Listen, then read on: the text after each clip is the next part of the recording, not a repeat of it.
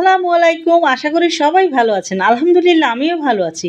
আজকে আমি আপনাদের সাথে সরিষা কই এই মজাদার রেসিপিটা খুব সহজভাবেই শেয়ার করব। রান্নাটা হয়ে যাওয়ার পরে পরিবেশন করে নিয়েছিলাম এবং অলরেডি প্লেটেও দিয়েছি। একটু ভিন্ন স্টাইলে রান্না করেছি আর সে কারণেই কিন্তু খেতে এটা দারুণ হয়েছে। আপনারা ভিডিওটা দেখে বাসায় তৈরি করবেন, তখন দেখবেন বারবার খেতে ইচ্ছে করবে, এতটাই ভালো লাগে। আমি এটা কাঁচা কই মাছ দিয়ে রান্না করেছি, তবে আপনারা চাইলে এটা ভেজেও তারপর এভাবে রান্না করতে পারেন। চুলায় আমি একটি মিডিয়াম হিটে কড়াই দিয়ে এখানে আধা কাপ সরিষার তেল দিয়ে তেলটা একটু গরম হয়ে যাওয়ার পরে আমি এখানে 1 কাপ কুচানো পেঁয়াজ দিয়ে পেঁয়াজটা 2 মিনিটের মতো একটু ভেজে নিব।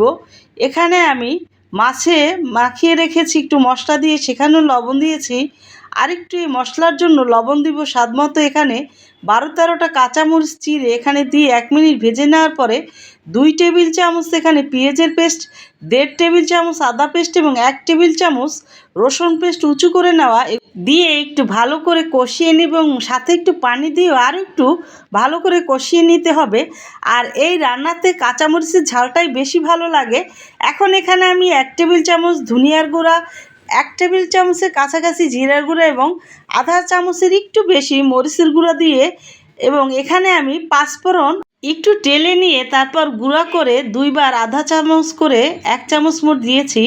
আর এই পাঁচফোড়নের গুঁড়াটা দিলেই কিন্তু এই মাছটা সরিষা কইটা খেতে বেশি ভালো লাগে।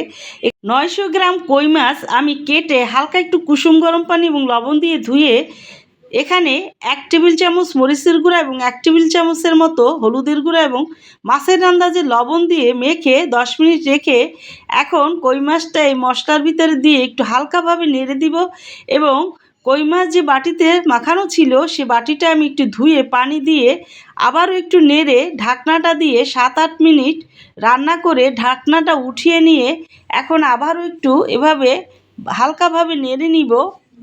ঝোলটা বুঝে সেই আন্দাজে পানিটা আমি দিয়েছি। এটা আসলে হালকা একটু মাখো মাখো থাকবে ঝোলটা সেরকমেরটা। এখন আমি আবারও একটু ভালো করে হালকাভাবে নেড়ে নেওয়ার পরে ঢাকনাটা দিয়ে আবারও 7-8 মিনিট রান্না করে নিব এবং জালটা এখন মিডিয়াম এবং লোয়ের কাছাকাছি রেখে দিব। এখানে আমি হলুদ সরিষা 1 টেবিল চামচ এবং কালো সরিষা 1 টেবিল চামচ মোট 2 টেবিল চামচ শিলপাটায় বেটে নিয়ে একটু পানি দিয়ে গুলে বড় ছিদ্রযুক্ত চাকরিতে খোসাটা ছেঁকে নিয়ে এখন সরিষাটা মাছটার ভিতরে দিয়ে দিব। আর এভাবে খোসা ফেলে সরিষা রান্না করলে সে রান্নাটা খেতে বেশি ভালো হয়।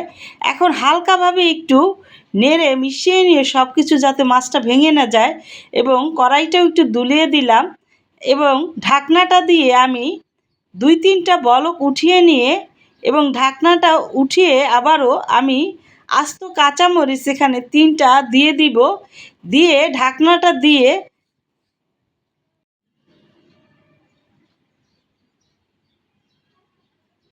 একদম লো হিটে 5 মিনিট রেখে চুলাটা বন্ধ করে দিয়ে তারপর পরিবেশন করে নিব। কারণ এভাবে রেখে দিলে কিছুক্ষণ পরে এটা ঝোলটা আরেকটু ঘন হয়ে যাবে।